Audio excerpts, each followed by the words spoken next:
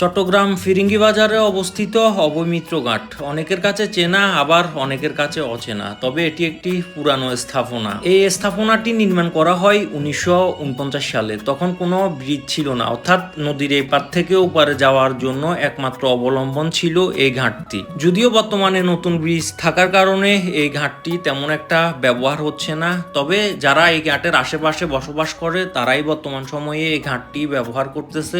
ইঞ্জিল চালিত খেয়া বা ছোট নৌকার মাধ্যমে মানুষ চর পাথর ঘাটে বা ব্রিজ ঘাটে এখান থেকে পারাপার হয়। যারা ভ্রমণপ্রেমী, নতুন নতুন জায়গা দেখতে আগ্রহী, তারা মাঝে মধ্যে এখানে আসে। এখানে আসার পরে এই পার থেকে ওই পারে যায়, আবার এই পারে চলে আসে। যদিও আমি ছোট থেকে এই চট্টগ্রাম এরিয়াতে বড় হয়েছি, বাট এই প্রথমবারে আমার এখানে আসা।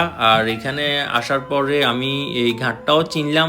এখানের আশেপাশে যে জায়গাগুলো আছে এই জায়গাগুলোর সাথেও পরিচিত হলাম। তাই আমি বলবো, হাতে সময় থাকলে আর পকেটে টাকা থাকলে ভ্রমণ করুন। ভ্রমণ আপনাকে নতুন কিছু শিখাবে, নতুন কিছু দেখাবে।